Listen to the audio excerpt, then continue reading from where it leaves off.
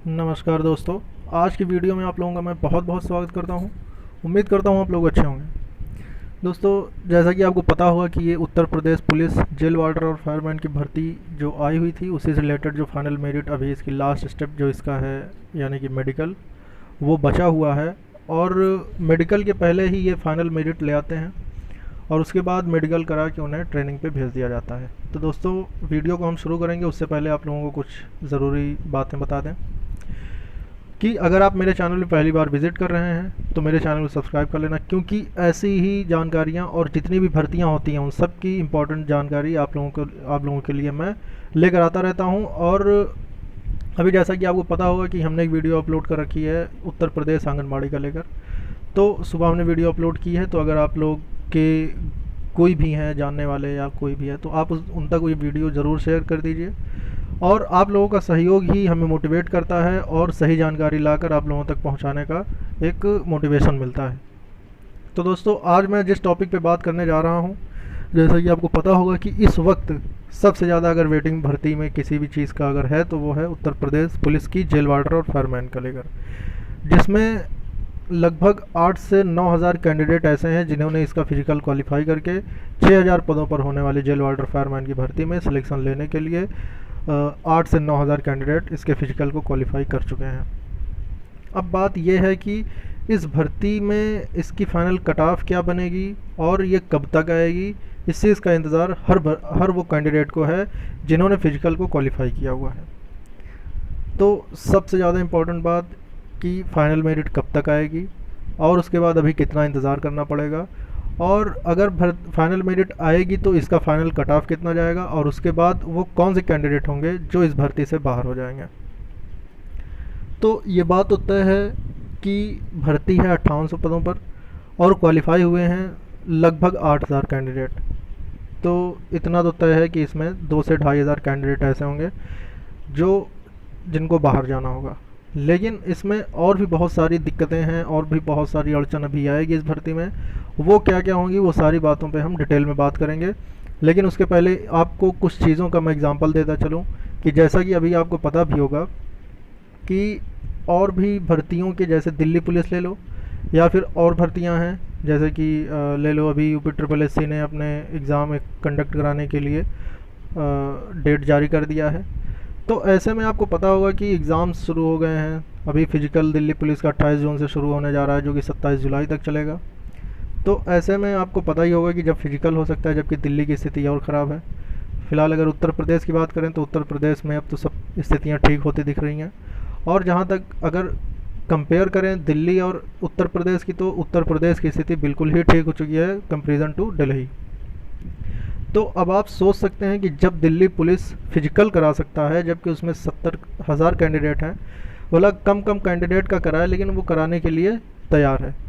अब इसमें हम उत्तर प्रदेश की बात कर लेते हैं। तो आपको पता होगा कि जैसा कि आपको 30 मई को वो बैच जा चुका है, जिस बैच की ट्रेनिंग 49,568 के कैंडिडेट को करानी थी।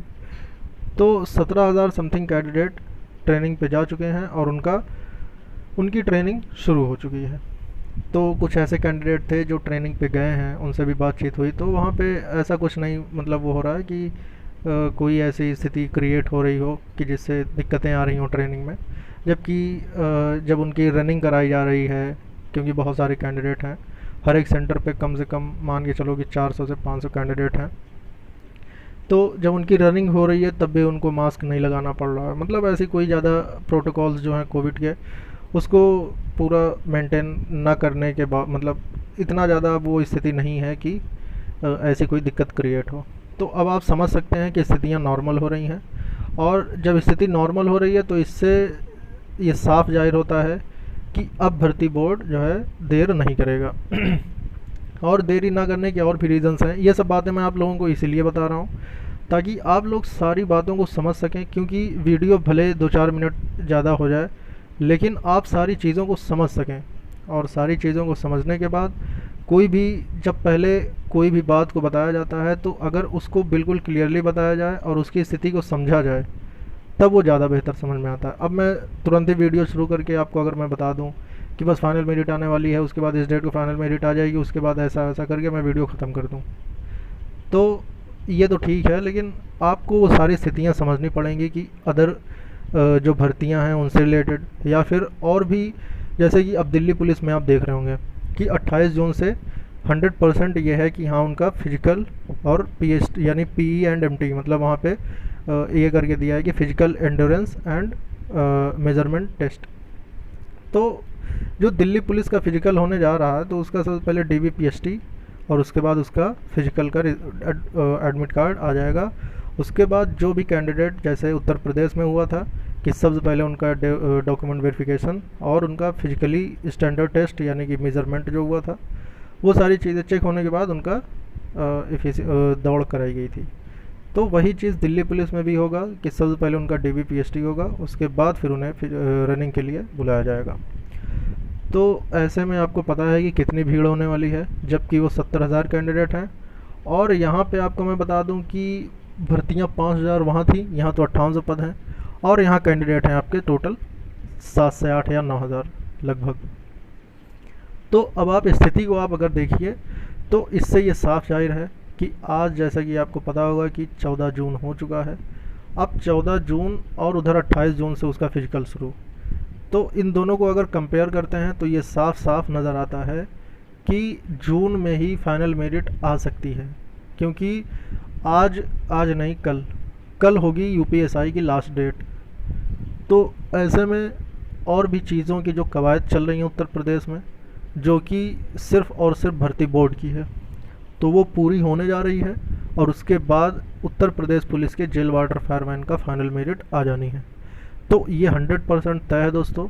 ये बात मैं आपको शुरू से बताते आ रहा हूँ कि जैसे ही भर्ती प्रक्रिया इसकी, जैसा कि आपको पता भी होगा कि फिजिकल होने के बाद ज़्यादा टाइम नहीं लिया गया, 2 से 3 ही महीने के बाद इसका फिजिकल करा दिया गया। फिजिकल कराने के बाद अब फाइनल मेरिट में थोड़ा कोविड का लेकर हुआ है जो लेट हुआ है, नहीं तो अब तक इसका फाइनल मेरिट आ चुकी होती और मेडिकल हो जाने के बाद ट्रेनिंग शुरू कर दी जाती। तो अब आपको ये मान के चलना है कि अब टाइम बिल्कुल भी नहीं बचा है, अब आपकी फाइनल मेरिट आ ही जाएगी, और उसके बाद आपका जल्द से जल्द करा दिया जाएगा मेडिकल। और मेडिकल होने के बाद, और जब मेडिकल हो जाएगा तो आपकी ट्रेनिंग का भी शेड्यूल जारी करके जल्द से जल्द ट्रेनिंग पे आपको भेज दिया जाएगा, क्योंकि जो पिछली भर्ती के कैंडिडेट भेजे गए हैं उसके अलावा भी अभी और सेंटर्स खाली हैं। ऐसे में ये भी हो सकता है कि इनकी अलग से ट्रेनिंग कराई जाए। अगर अलग से होगी, क्योंकि फायर सर्विस वाले होते हैं, तो फायर सर्विस से रिलेटेड उनको फायर स्टेशन में भेजा जाएगा, जो कि उत्तर प्रदेश के फायर स्टेशन होते हैं। या फिर हो सकता है कि जैसा भी इन लोगों की अपनी खुद की एक वो होगी, उनका वो अपना सब प्रोफार्मा तैयार किए होंगे कि कैसे क्या किसका क्या कराना है। लेकिन इससे भी रिलेटेड मुझे जो जानकारी मिलेगी मैं इस बारे में बात करूँगा कि क्या ये पुलिस लाइन में ट्रेनिंग होगी या फिर जो फायर सर्विस वाले हैं, यानी कि फायरमैन वाले हैं, उनको फायरमैन से रिलेटेड जितने भी स्टेशंस होते हैं वहाँ पे उनकी ट्रेनिंग है, या फिर जो जेल वार्डर के हैं तो जेल पुलिस, जैसा कि ऐसा तो नहीं होगा, लेकिन अब इस चीज़ के लिए तो एक बार जानकारी लेनी पड़ेगी, बिना जानकारी के तो मैं नहीं बता सकता। फिर रही बात फाइनल मेरिट की, तो फाइनल मेरिट के लिए आप लोग बिल्कुल निश्चिंत हो जाइए। आज 14 तारीख है, तो इतना मान के चलिए कि इस वीक में फाइनल मेरिट आनी तय है। तो अब फाइनल मेरिट के लिए ज़्यादा इंतज़ार नहीं है, बस कभी भी आ जाएगी फाइनल मेरिट। और उसके बाद और इसमें कौन कौन सी स्थितियाँ क्रिएट होंगी, जैसे कि फाइनल मेरिट का लेकर कितने कैंडिडेट क्वालिफाई हैं, कौन से बाहर जाएंगे, सारी चीज़ों को लेकर हम डिटेल में डिस्कस करेंगे। और इस वीडियो में मैं इतना ही रखने की कोशिश करता हूँ, तो मेरे चैनल को सब्सक्राइब कर लेना, क्योंकि और भी जितनी अपडेट्स हैं मैं आप लोगों को देता रहूँगा। जय हिंद, जय भारत।